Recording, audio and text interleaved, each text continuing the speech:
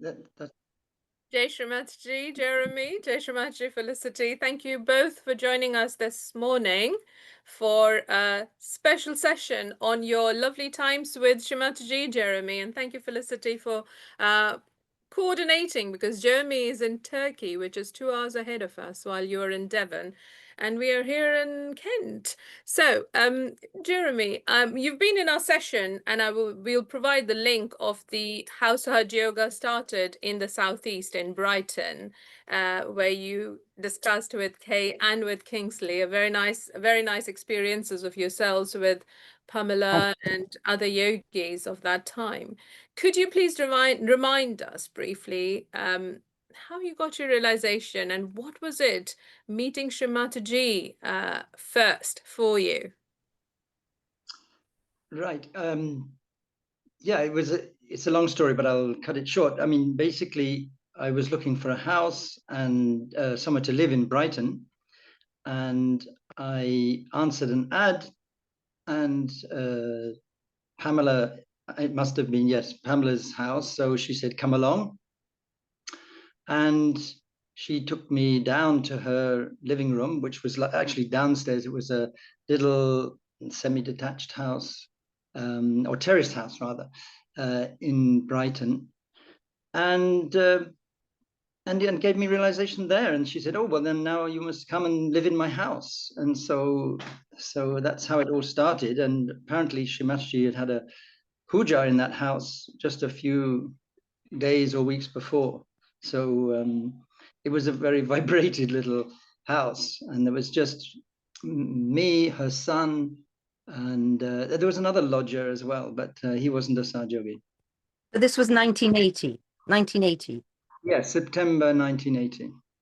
And when did you meet Shri Mataji first? And what was it like? Because you weren't exactly seeking, you chanced upon it.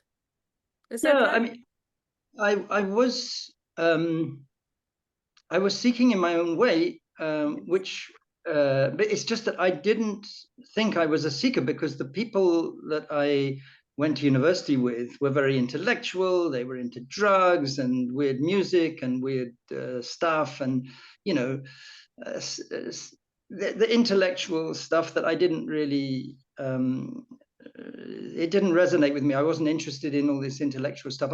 Although I felt that if you could understand the mind, you could understand who we were and what we were doing here. And I studied psychology at university as part of my course. So I was very interested in that side of things, but not the kind of heavy philosophy stuff, which other seekers or so-called seekers were interested. So what was it? When did you meet? When you got your realization at Pam's place, bless Yeah. her, and then how long was it before you met Shri Mataji, and what was it like that for you? Yeah, I don't know exactly how much later it was, but all I remember was being in a public program. I think it was in Hampstead. It wasn't Caxton Hall because it was much more intimate, and I was sitting in about the middle of the room, and I just felt that Shimachi was looking in my direction and looking either through me or at someone behind me. And I kept on looking around and there was no one behind me. So it was just like she was looking through me and really focusing her attention. And I just, yeah, I mean, I don't remember, of course, you don't remember the details of what Shimachi said, but I just remember feeling this amazing experience of her attention on me. And yeah, that's Okay. that's pretty much He everything. I did notice that at this point, I was 2 years in Sahaja Yoga.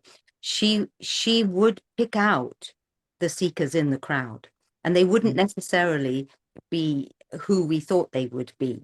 And she would give special attention. I'm not surprised if she was looking straight at you, because she knows who's the seeker, she knew. And I learned to watch who Shri Mataji was paying attention to and talking to, and invariably they were the ones who came back and stuck on.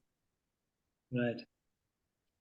So Jeremy, at this point, having Shri Mataji's attention on you is such a phenomenal thing, but because we try and understand from our own limited understanding and intellect or capacity to understand, how was it, and how did you kind of experience the bliss or miracles? Anything that you would like to share with us, please?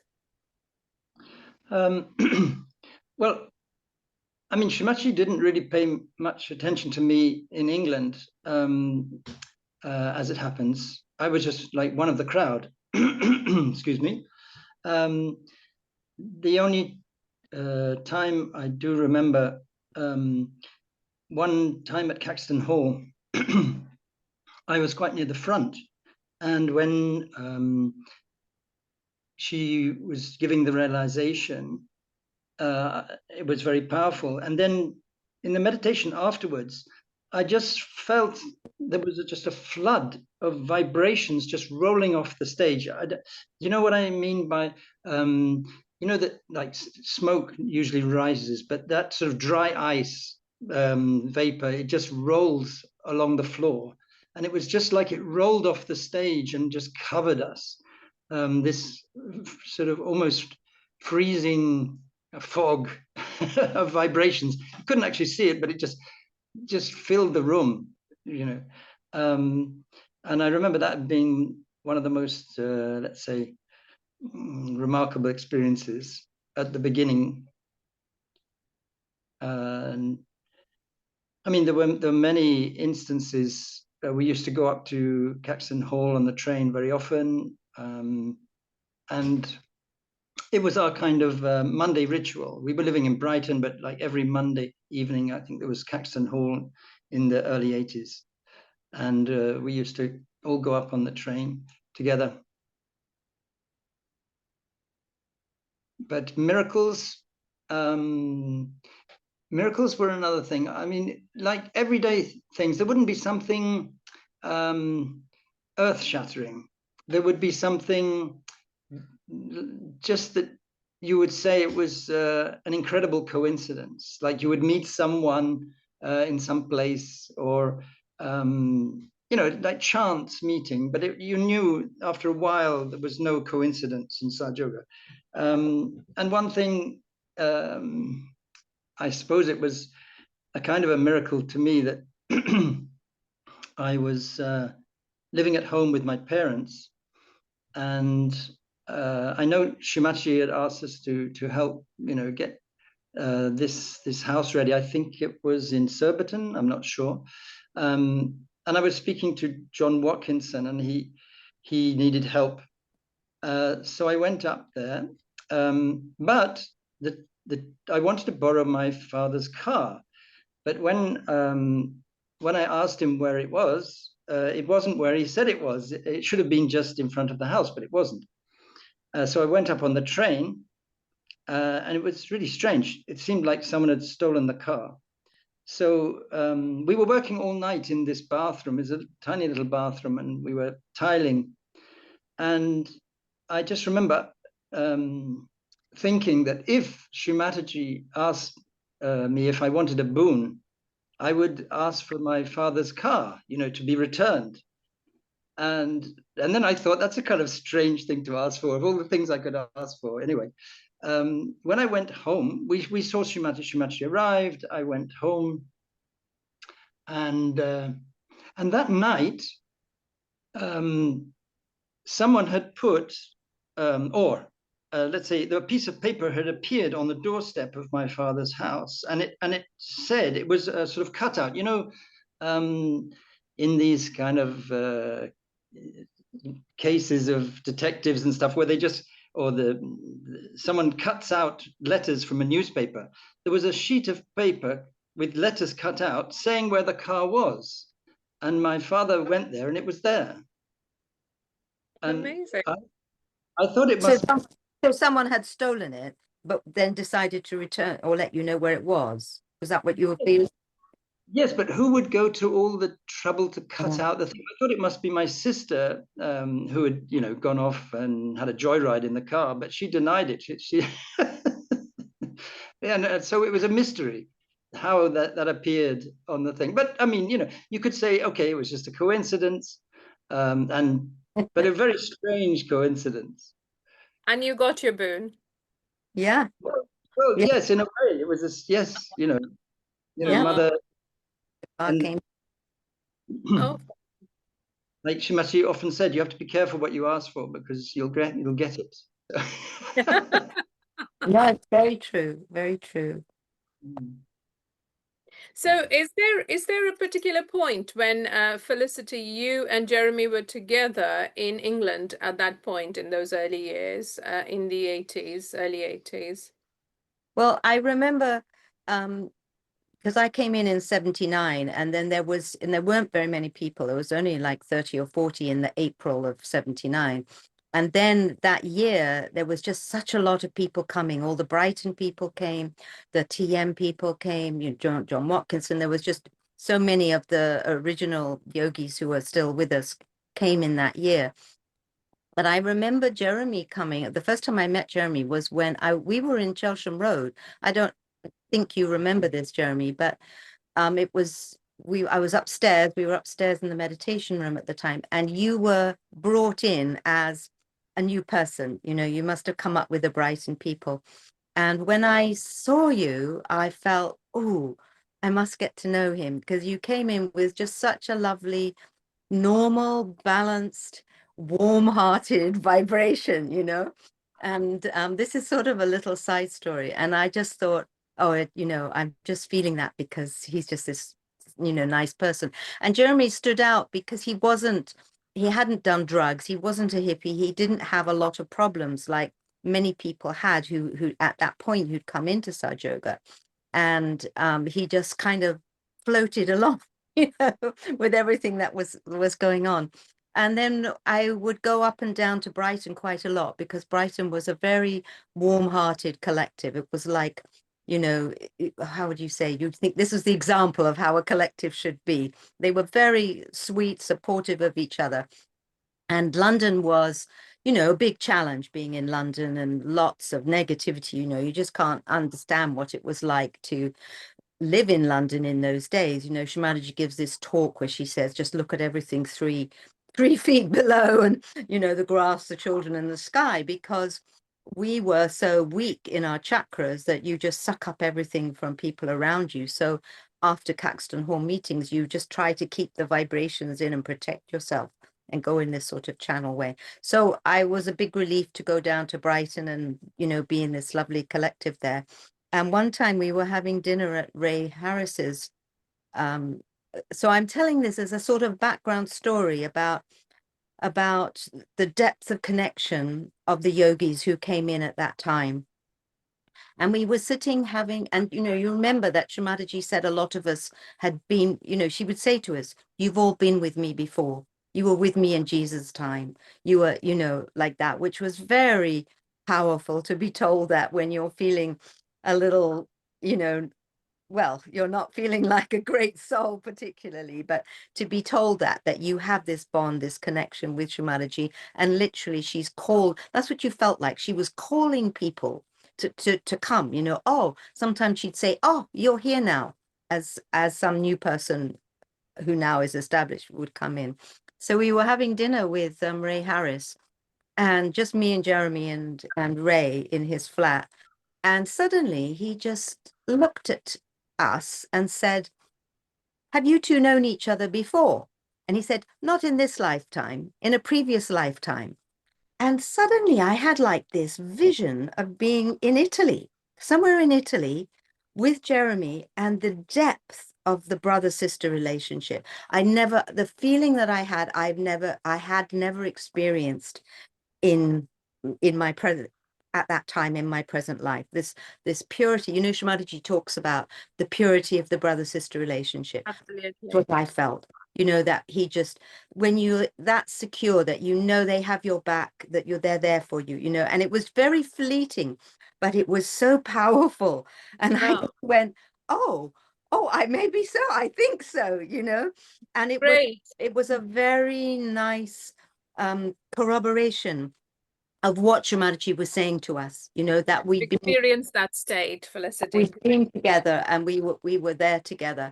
And other people would say, you know, if you ask other older yogis, they'll say, yes, I felt I recognized so and so. It's like, and I've experienced it later on, you know, even as recently as 10 years ago, when you meet someone and you just feel like this connection, like, oh, they're so nice. Oh, I just want to be with them.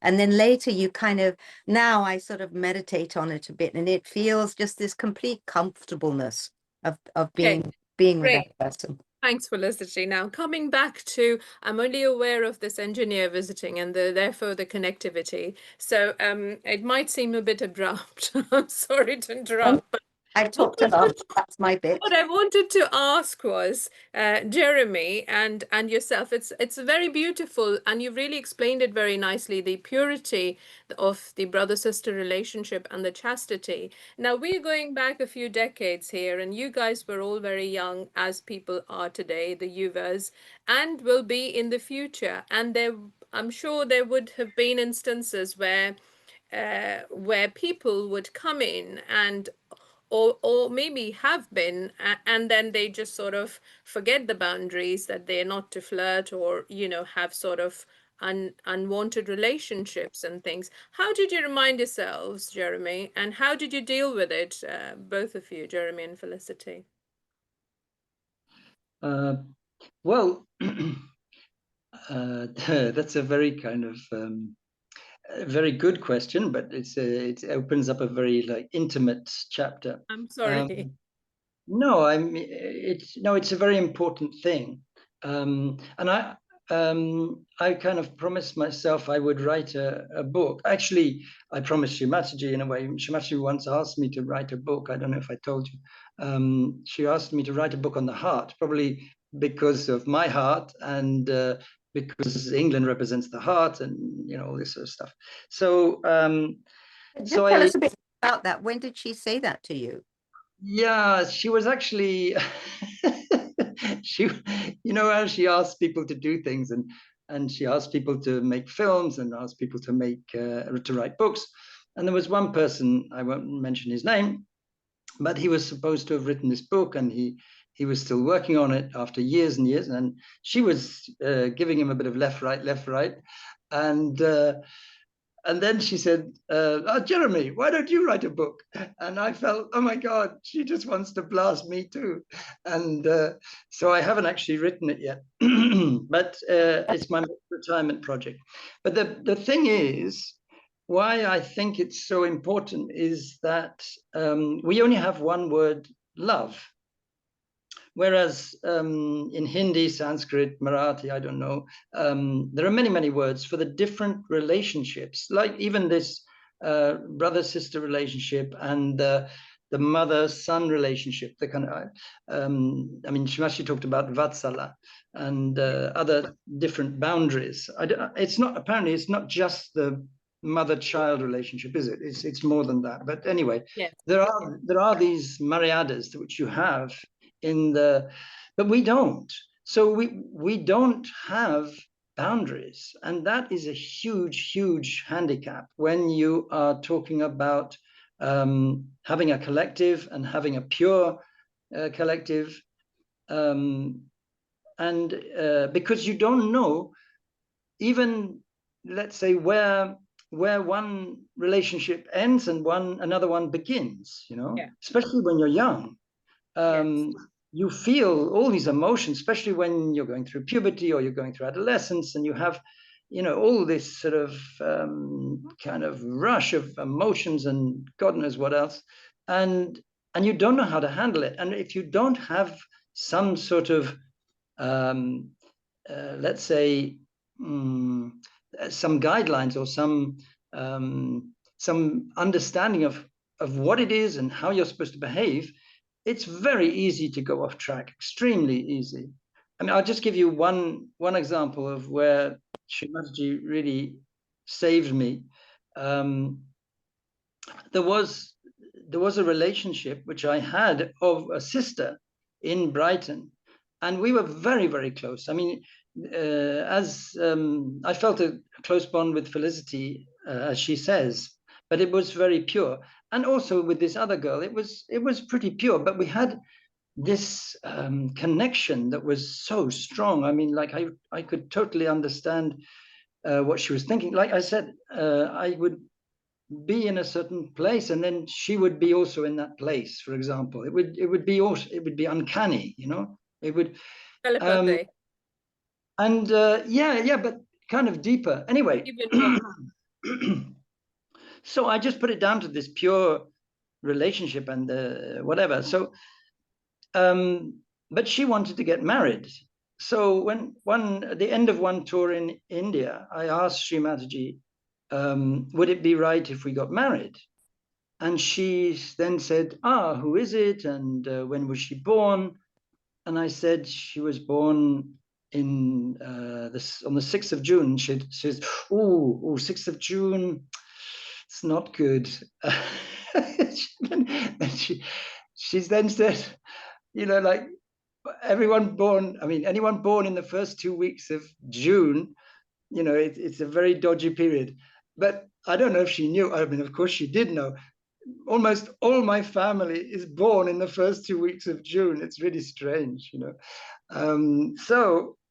And even my son, you know, my brothers, my father, my sister, you know, generations, even my grandmother, My daughter. you know, and daughter, no, but anyway, your daughter. Anyway, so so she said, better wait. Okay, better wait. That's all she said, you know, just wait. And so when I went back, I just said, you know, I spoke to Shimachi, but she said, better wait. But it didn't go down very well with the other person. And then she kind of went out of Sahaja Yoga pretty quickly. So it was very good advice. And so if you can follow, you see, if you're open with Shimachi, if you're, again, I wasn't, let's say, I didn't want to make it my decision. You had, in the early days, you really had to go on what Shimachi said. You couldn't be in Sahaja Yoga and take too many big decisions for yourself. I mean, if she said, okay, but if she didn't, you know, I mean, there were other people who asked Shimachi to marry someone, and she said, if it makes you happy. And then when it didn't work out, you know, the person said, well, you know, Shimachi, you said, okay. She said, no, I didn't say, okay. I said, if it makes you happy, you know? Yes, she said, and she said, she said it should give you joy. Yeah. Said the marriage should give you joy.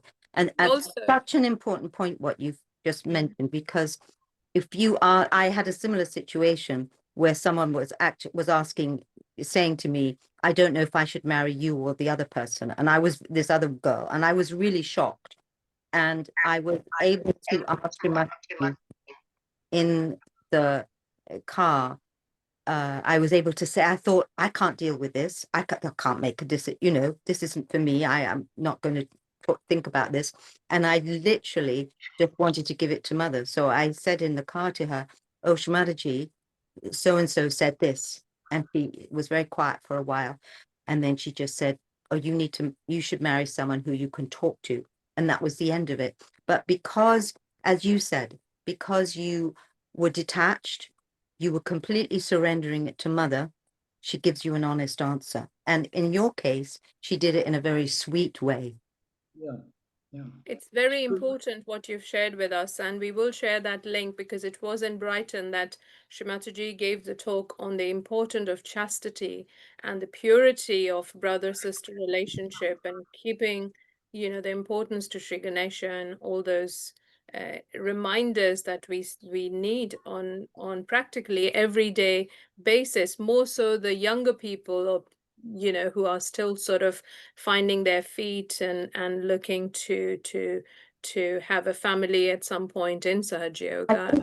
What Jeremy said it raises a very important point for young people, in that Jeremy was he had a lovely warm heart. He was very likable and very innocent and pure. And this is how our yuvas are. And it attracts attracts young people, non-Sahaj young people. The vibrations attract them to the movement because they don't meet people like this in their ordinary life. You know, the Sahaja Yogi young people and yuvas stand out because they have this purity and this innocence, and they are attracted to them. And so as a young person, this is what I said to my kids, you know. I'm so sorry.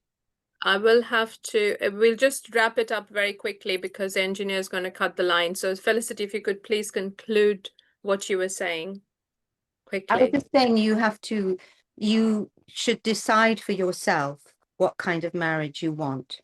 Do you want a Sahaj marriage or a non-Sahaj marriage? And you have that choice, and you have to be aware that other young people are going to be attracted to you, but you can decide whether you want to keep that relationship pure with that person or not. You can say to them, I just want to be as a brother to you or as a sister to you. That was my point. It's cut. You've gone. Oh dear, what a shame. No, it's still recording, I think, but She's gone, hasn't she? she's gone, has she? Oh, what a shame. Oh, that was so. There's 3. She's still supposedly there. I don't know. That was not what I was expecting at all. So are we still being recorded, or can we speak freely? Well, it's the recording is still on, so maybe we should. No, it says request host to start cloud recording. So it's stopped. The recording stopped. Now it's stopped. Now it's stopped. Yes. Okay. Oh, well, that next time we should have a time when there isn't a kind of, I mean, we only had like half an hour, so less. I said to her, why don't we do it late? I had no idea why she wanted to schedule it then, because she even had another Zoom to arrange a different meeting earlier. We could have talked earlier. It was very weird.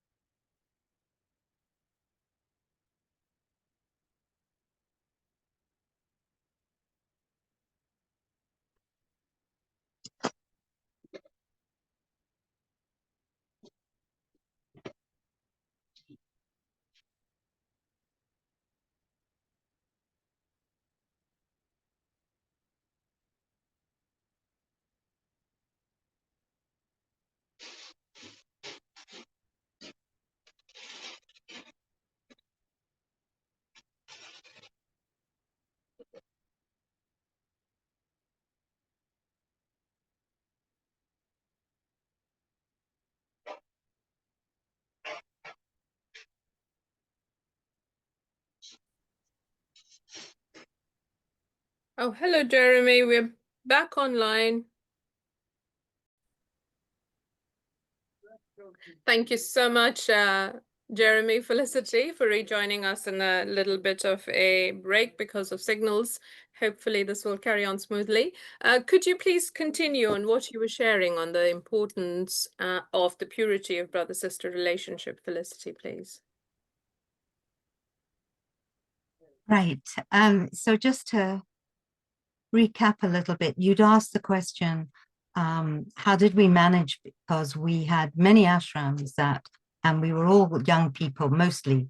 There were very few people who were sort of over 25, 26, 27. From my experience, most people, we just wanted to be Sahaja Yogis, you know, you just wanted to be with mother. And it was very clear we were like a family. She was the mother, we were the children. But I mean, temptations came in, as you say, you know, this is the way the negativity wants to break the collectivity and to disturb the vibrations. And over time, I learned to recognize when you might suddenly, I mean, I described my relationship, you know, I described what I felt with Jeremy before, this purity of the brother-sister relationship. And I think I was very lucky because I had a blood brother, my own family. I understood You know, I understood, there was something inside me that recognized innocence and purity and chastity. But sometimes you might, I had one experience where I saw somebody and you get this, it's actually like something that comes in from outside of you, and you suddenly feel this kind of attractive feelings towards this person. And this is when you have to use your common sense, and you have to use, you know, as a yogi, we have our emotions and we have our intellect. And as a yogi, we are in the middle, we are integrated, and we integrate these different parts of our human being. And you have to balance your emotions with your intellect and go beyond to the world of the spirit. And sometimes you have to use your common sense and just go, why do I want to get into that kind of relationship? I don't, you know, for me, I didn't, it was very clear. But I think for young people growing up in Sahaja Yoga too, have hopefully been mostly protected. And I see a very deep innocence and almost naivety in a nice way. They're very trusting. They feel everybody is like them. And they may be put in a situation, as I said before, that their personalities, their vibrations are very attractive to other people, other yogas in Sahaja, but mostly outside. But you as a yogi, you as a person, you do have choice. You know, Mother gives us freedom of choice, and we can decide where we put our affections, where we put our love. It can be, people can be very flattering, you know, and it can be, you know, people get, as young people and even older people, we can be love bombed, as they talk about nowadays. And you can be overwhelmed with these feelings of being loved and understood and all these different things. But you have to try, you know, go deep in yourself, meditate with Shri Mataji, and be clear in yourself. What do I want? Am I here to evolve, to grow, to become the spirit?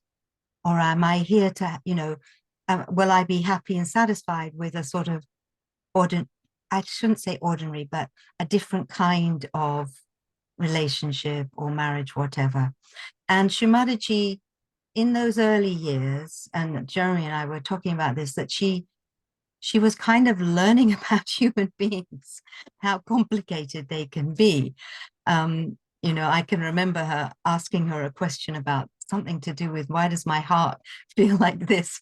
And she looked at me, it was kind of like, I don't know why does it feel like that, you know? And I just heard her recently on a talk saying, I can't tell you what to do, you know, I can't fix things for you. You have to work it out. You have to be your own guru. And in the same way, you have to develop your understanding of the Maryadas, and how, if you're on a spiritual path and you want to be a spiritual being, when you stick to the Maryadas, you feel good, you know, it gives you a strength and a security. When you go off a little bit, things start to get confusing. And I have to say, from my own experience, even before Sahaja Yoga, I was in a situation, and you can feel, Sri Ganesha will show you if you're going over the Maryadas, if you're talking with someone from the opposite sex, and if you are going over the Maryadas of becoming a little bit more involved or sharing a bit too much, you're losing that boundary of yourself. He will give you a warning signal, you will feel it. But whether you listen to that or ignore it is up to you. And if you ignore it, or you're not attuned or aware enough yet of what that feels like, then he will just stop. He won't keep on pressing the warning buttons, you know. So really I say, you know, as you're growing older and you are learning to understand about relationships, you know, go deep in yourself, ask, you know, is this good for my spirit? Is this what I want? Who am I? Mother said, know yourself. And it is a growing path. And in her compassion, she certainly, as Jeremy said, in those early years, some people did match themselves, and Shri Mataji allowed it, but not many of them survived because, I mean, we veered off topic a little bit, but because you are in a Sahaj match, Mother has said so clearly, she's matching you vibrationally for your spiritual ascent. So their weaknesses and strengths, you know, balance. Anyway, that's another whole That's topic. another topic altogether. Thanks, Felicity. Yeah. I just wanted to just share a little bit about the brother-sister relationship and how precious that is, and how it gives you such a different depth of security that you don't want to waste. Sorry to interrupt, but your voice is coming over a little bit distorted. I don't know if it's the phone is on a table or something and it's vibrating and it's making a distortion. Can you put it on a cloth or something so it's not distorting? I didn't want to interrupt because that was such an important thing you were saying, but It you want didn't to try? appear like that to me. Thanks for pointing it out. Did you notice that? Is that better? Not much. Not much. No. No.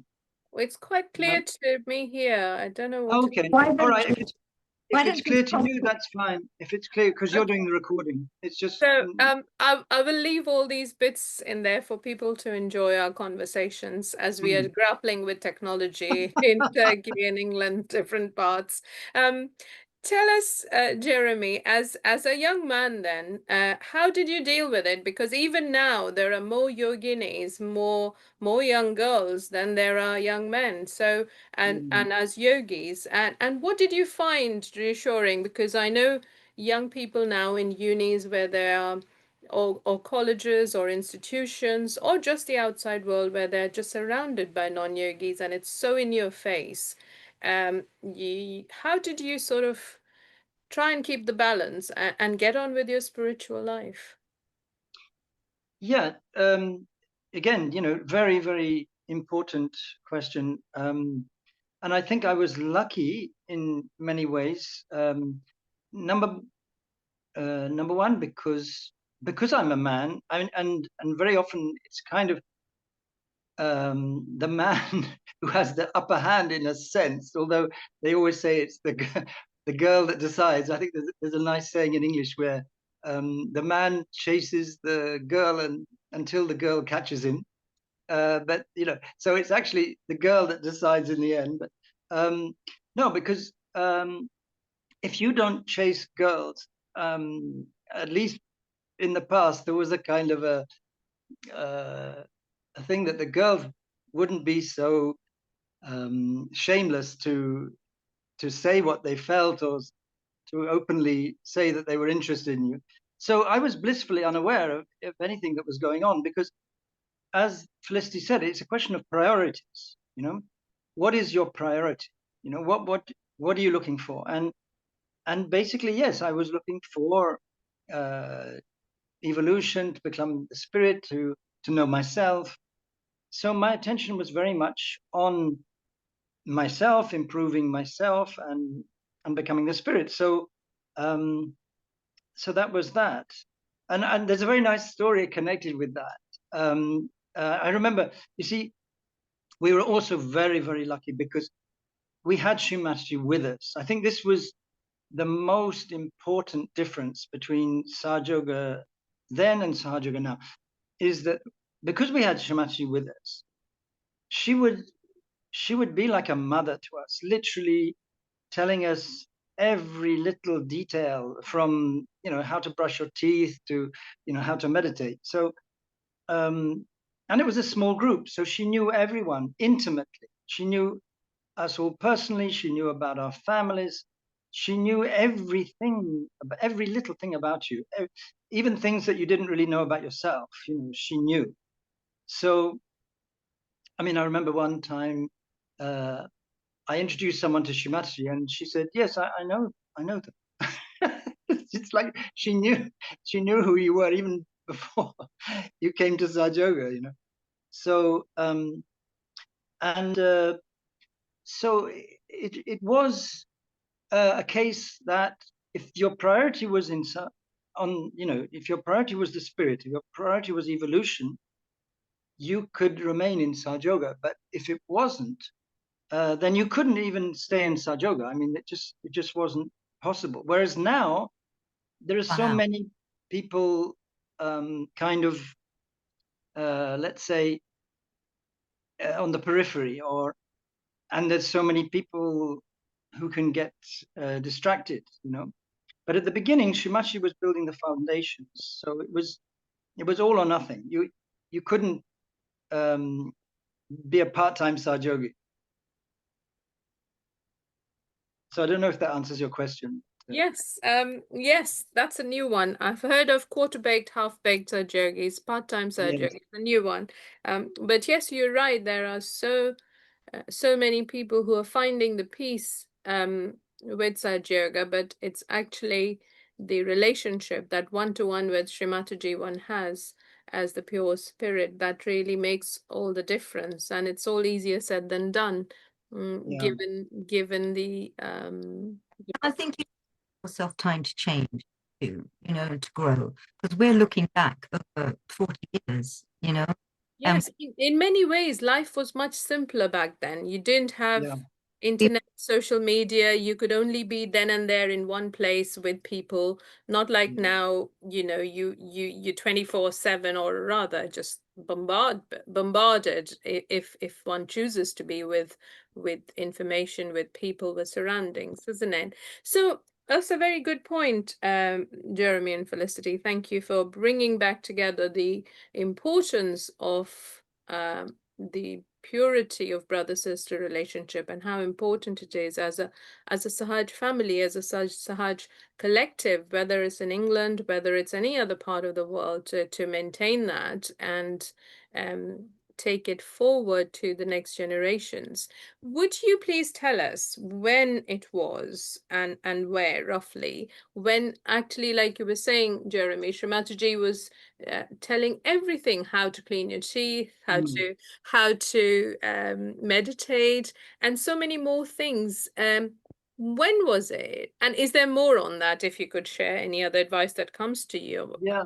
that you'd I like. mean, I particularly remember in Chelsham Road, and these talks weren't recorded. It was just sitting around Shimachi very spontaneously. No one had a recording. I mean, it was just like sitting with your mother or grandmother or an aunt or something around the log fire and telling stories. And I remember one thing particularly. This remained with me as such an important message. She once said, "You see, the problem with you people, not me in particular." She was saying you generally. She said, you want to do Sahaja Yoga, you want to grow spiritually. So it's like you want to play the game, but you don't know the rules. Oh. So this game has rules. And I mean, Indians are far more knowledgeable about, again, things like Maryadas, protocol, how to evolve, and what is involved, what you need to do, and the punyas and the tapas. But we had no idea, absolutely no idea. So it was quite funny. She gave an example. It's like, so you want to become the spirit, okay? And then, but to become the spirit, you have to let go of your ego.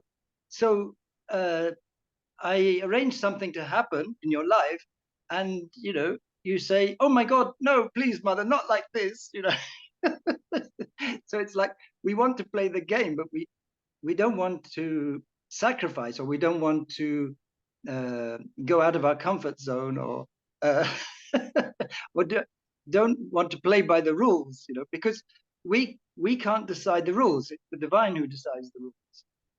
And this is something I've seen very often, that people have conditions, like, "I'll become a Sahaja Yogi, mother, if you do this, this, this," like she said. You must have heard the talk where she says, "Oh, I've been in Sahaja Yoga 3 months and my economical situation hasn't improved. What's going wrong?" So it's it's not like we can make the rules. On the contrary, very often our economic situation gets worse, you know, or because whatever needs to happen to your ego or to your situation to make you grow or to make you become the spirit, it will happen, you know. I mean, so again, it's a bit like you have to be careful what you want, because becoming the spirit, it really means letting go of everything. And all Mother wanted was complete surrender in every sense of the word. And not many people are prepared for that. You know, I mean, that's not one of the rules that you sign up for when you come into Sahaja Yoga. Surrender so that she could give you the bliss and the joy Yes. and that sense of peace that is so deep and intangible, and all those spiritual feelings that go beyond words. And when you touch that and you go, yes, this is what I want. So all the other is just like being in university, doing exams, you know, following the right. It's all the learning process to get to the pinnacle, which is what we want and what she wants. Fab. That's really so deep. I'm so thoughtless now what to talk. Like, and just enjoy that bliss and peace in total surrender to Shri Mataji, who's I think we've She's lost. frozen. Yeah. I'm hoping she's going to ask you about some of your experiences in Italy. So get Jeremy on a nice memory sharing, so that if you freeze, we can continue. yes, please go on, Jeremy. Share with us how Shri Mataji then became from this lovely, you know, very approachable and very loving mother, grandmother or aunt figure sitting by the fire or on the dining table or just sharing, you know, tips to live and the ideal way of life. How did she? Wait, let me say, this picture that you are conjuring and drawing, it's quite like that. It wasn't quite like I'm sure it wasn't. out inside. You were there in Mother's presence. It didn't feel so much like that because there was so in your chakras, in Mother's presence, your chakras were turning and clearing and spinning. And sometimes it could be really uncomfortable. You'd get odd thoughts that she'd make you'd realize I shouldn't be having these. So it wasn't quite like sitting with your mother and grandmother. That was the Maya surrounding spiritual experiences that were going on. So I just wanted to. Oh, thanks for that clarification, Felicity. Yeah, it's so beautiful that you all share these memories, because for us now, I mean, it's not many years since the times you are sharing with us happened, and yet it seems in a different realm altogether, because it's not in a tangible reality, so-called. So yeah, please share with us, Jeremy, about those times and how then it changed, progressed, evolved. Okay, I give you an example. Like, I mean, it was a small group, so obviously it was a totally different dimension. And I mean, she would ask about your family, and she knew, because I brought my family to Sahaja Yoga, or at least to a meeting in London. So she knew my father, my mother, and my brother, um, and she would ask about them. You know, when she saw you, she would ask, you know, how's your mother? Or, you know, she would be genuinely interested, and probably also working on our chakras and things like that. But and she would work on you individually, and there would be moments where she would be sitting there, you would bow down in front of her, and she would work on you personally for, I don't know, 10-15 minutes or something, until, you know, your turn was done, and she would work on someone else. So it was a hugely individual attention. You had a very, very intimate personal relationship, and that was amazing. I mean, it really was something unforgettable and really game changing. You know, I mean, because we did feel like Felicity was saying earlier that, you see, that's another thing about recognizing Shri Mataji. This comes from an Italian word, riconoscere. Yeah, so riconoscere means to recognize, but conoscere means to know. So riconoscere means to re-know. So if you hadn't known Shri Mataji in a previous life, you can't recognize her in this life. I mean, if you recognize someone, a friend on the street, it's because you know them before. You can't recognize someone you've never met before. So recognition implies that, not only implies, I mean, it means that you've known her before in some life or some capacity or in some dimension. You have that connection with Shri Mataji. So